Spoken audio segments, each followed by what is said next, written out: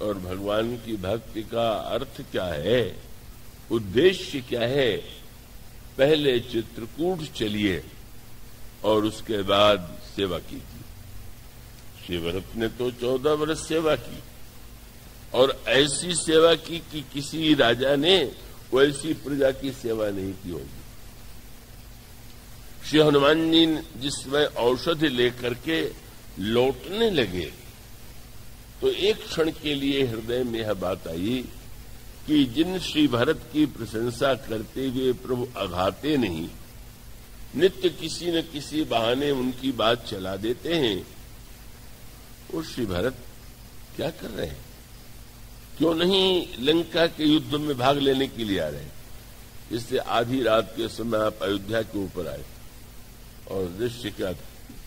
अयोध्या की सारी प्रजा सुख की नींद सो रही थी और भरत पहरा धनुष बाण लेकर के पहरा दे रहे थे। राजा सोए और प्रहरी पहरा दे, ये तो नियम है। अधिकारी सोए और सिपाही पहरा दे, ये तो नियम है। लेकिन प्रजा सोए और जो राजा माना जा रहा है वो पहरा देने बैठा हुआ है। मानो यही सूत्र था जिसका अनुभव किया। ऐसी सेवा श्री भरत ने जैसी प्रजा की कोई नहीं कर सकता।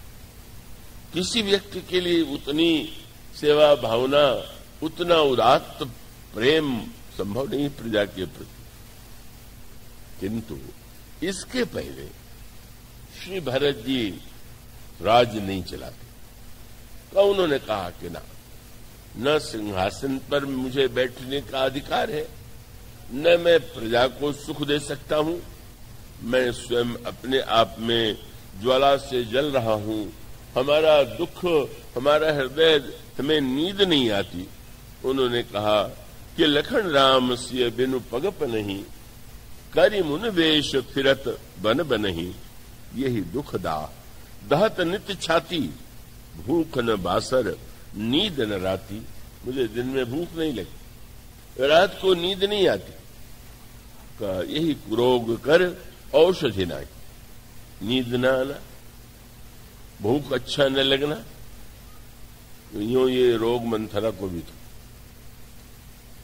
पर असंतों को भी नींद नहीं आती, असंतों को भी भूख में उतनी रुचि नहीं क्यों रहती। गोस्वामी जी ने कहा कि मंथरा ने कई से कहा कि देवी आजकल तो मुझे नींदें नहीं आ रही। झूठ बोल रही थी वो, लेकिन उसने यही कहा कि जब से मैंने सुना है कि राम को राज्य मिलने वाला है, तब से मुझे नींदें नहीं आ रही। यद्यपि सुना भी थोड़े देर पहले, उसके पहले कोई रात नहीं आई थी, लेकिन उसका भूख न बासर नींद न रात।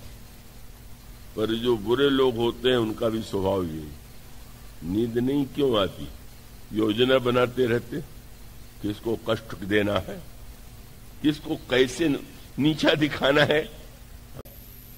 और भोजन करते हुए भी अगर उसको लगे कि कोई ऐसा कार्य है कि जो दूसरों को पीड़ा पहुंचाने वाला है, तो चलो भोजन छोड़ो। मानो इसका अभिप्राय है दूसरे को दुख देना, दूसरे के दुख को देने के लिए कष्ट उठाना, यही जो असंत होता है उसका स्वभाव है। इसलिए गोस्वामी जी ने कहा कि बुरे लोगों का स्वभाव जो है वो तो मक्खी की तरह है। क्या मक्खी ने घी देखा, पूजा में कटोरा रखा था, घी रखा था, मक्खी जो है आकर के गिरने लगी तो किसी ने कहा कहाँ जा रही हो, तुरंत मरोगी। बोले मरने से कोई बात नहीं, घी तो अशुद्ध हो जाएगा। माने परहित घृत जिनके मन माखी। गोस्वामी जी कहते हैं परहित के घृत में जिनका मन मक्खी की तरह। और संत का जो स्वभाव है श्री भरत का उनको अपना दुख नहीं, प्रभु के दुख से। हमारे श्री राम वन में बिना पादत्राण के चल रहे होंगे। श्री किशोरी जी, यह सब जो कष्ट है उसके मूल में मैं हूं। मेरी मां ने जो भी कुछ कहा, जो भी कुछ किया, वो मुझे राज्य देने के लिए कहा। कितना मैं पापी हूं, मोह समान को पाप निवासी, यही लगी सी राम वनवासी। संसार में अनेक लोग भले ही पापी हुए हों, पर मुझसे बढ़कर कोई पापी नहीं है, क्योंकि अन्य लोग पाप करके दूसरे को कष्ट देते हैं, और यहां सबको सुख देने वाले प्रभु को ही जब मैं कष्ट दे रहा हूं, तो मुझसे अधिक बढ़ के पापी कौन है? श्री भरत कहते हैं प्रातःकाल चित्रकूट करेंगे। प्रसंग तो अनंत है, अब कल ही विराम भी है। अयोध्या की ही बात अभी चल रही थी, चित्रकूट की यात्रा तो बड़ी लंबी। आप लोग तो बड़े सौभाग्यशाली हैं, चित्रकूट आपसे बहुत दूर नहीं है, पर वो चित्रकूट धाम तो आपसे दूर नहीं है, पर वह चित्रकूट धाम पूरी तरह से दूर तब नहीं रहेगा कि जब वह चित्रकूट आपके हृदय में आके बसता है। आप चित्रकूट में जाकर के बसें, 2 दिन 4 दिन 5 दिन, बड़ा आनंद आता है, बड़ा सुख मिलता है, बड़ा विश्राम मिलता है। लेकिन अगर कहीं जीवन भर चित्रकूट हमारे हृदय में आके बस जाए, तो फिर जो आनंद, उस आनंद की आप कल्पना कीजिए जहां पर बस करके भगवान राम, सीता जी और लक्ष्मण जी अयोध्या के आनंद को भी भूल गए। गोस्वामी जी ने गीतालु रामायण में जब वर्णन करना प्रारंभ किया, चित्रकूट में क्या आनंद है, कितना सुख है, तो गोस्वामी जी से किसी ने पूछा कि क्यों इतना आनंद आ रहा, कैसे मान लें कि चित्रकूट में इतना आनंद है? गोस्वामी जी ने जो पंक्ति लिखी वो क्या है? गोस्वामी जी ने कहा, क्यों कहो चित्रकूट गिरि संपत्ति महिमा मोद मनोहरताई, क्या तुलसी जह बसी लखन राम सिय आनंद अवधि अवध विसराई। जहां बस करके पत्ते की कुटिया में रह करके कंदमूल फल का भोजन करके प्रभु आनंद की सीमा अयोध्या को भी भूल गए। यह चित्रकूट हृदय में कब आता है? वह चित्रकूट दर्शन करते हैं, कुछ दिन रह पाते हैं, फिर चले आते हैं, फिर छोड़ना पड़ता है। लेकिन जब उस चित्रकूट को हम हृदय में मनावें, निर्माण करें और चित्रकूट की यात्रा करें, राम राज्य मन से तो बनेगा नहीं, बुद्धि से भी केवल नहीं बनेगा, अहंकार से तो बन ही नहीं सकता। अगर बनेगा, उसका निर्माण जो हुआ वह सबसे पहले श्री भरत जब जाते हैं, तो वो चित्रकूट जाते हुए जब वहां पहुंचते हैं, तो उस समय गोस्वामी जी ने कहा कि जैसे कोई व्यक्ति ऐसे राज्य में जहां अकाल पड़ गया हो, विपत्ति हो, संकट हो, दुख हो, और उसको छोड़ करके किसी और राज्य में जाए, उसको जितना वहां सुख मिलता है वैसा श्री भरत को मिला। तो पाइयां है रामायण की, ईति भीति जनु प्रजा दुखारी, त्रिविध ताप पीड़ित ग्रह मारी, जाय सुराज सुदेश सुखारी, भई भरत गति तेहि अनुहारी। और इसका अर्थ है, इसका तात्पर्य है चित्रकूट का एक बाहर दर्शन और चित्रकूट में अंतरंग दर्शन। अब इसकी व्याख्या अत्यंत गंभीर से गंभीर है, मधुर से मधुर है, सरल से सरल।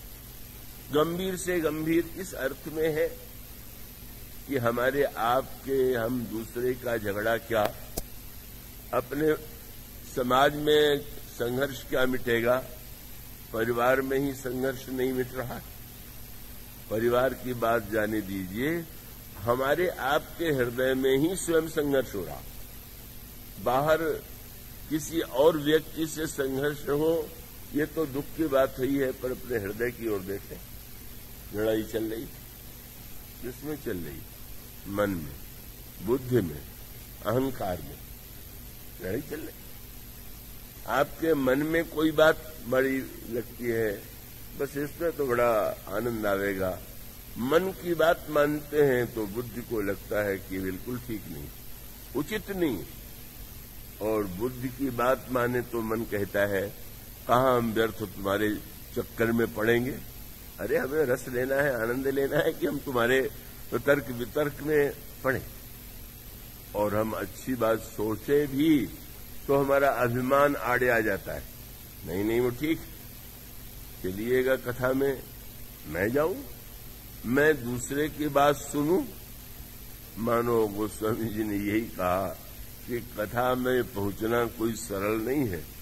किसी ने कहा आपने तो भाषा में रामायण बना दी, चलिए अब संस्कृत की कठिनाई नहीं रह गई, वाल्मीकि रामायण पढ़े तो संस्कृत आवे तब न पढ़े।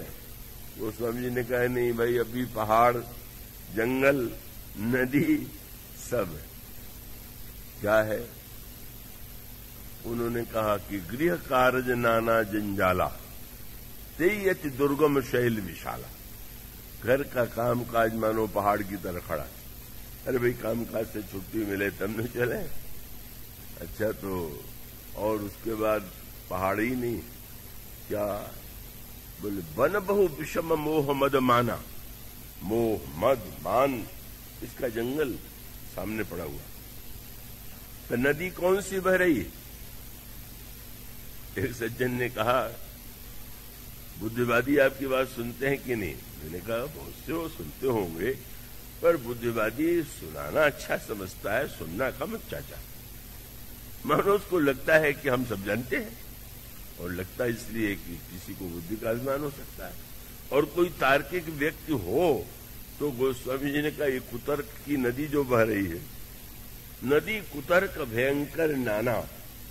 मानो इसका अभिप्राय यह है कि वस्तुतः व्यक्ति जो है अब अभिमान की अलग मांग है, बुद्धि कुछ और कह रही है, मन की चाह कुछ और है। बेचारा व्यक्ति भीतर ही लड़ाई चल रही, दिन रात ये लड़ाई चलती रहती है। जागे तो सपना देखें तो पहले अपने भीतर की लड़ाई तो मिटाइए, अपने बाहर की लड़ाई, भीतर की लड़ाई मिटाइए, फिर परिवार की मिटाइए, फिर समाज की मिटाइए, फिर देश की मिटाइए। उसके बिना मिटेगा ही नहीं।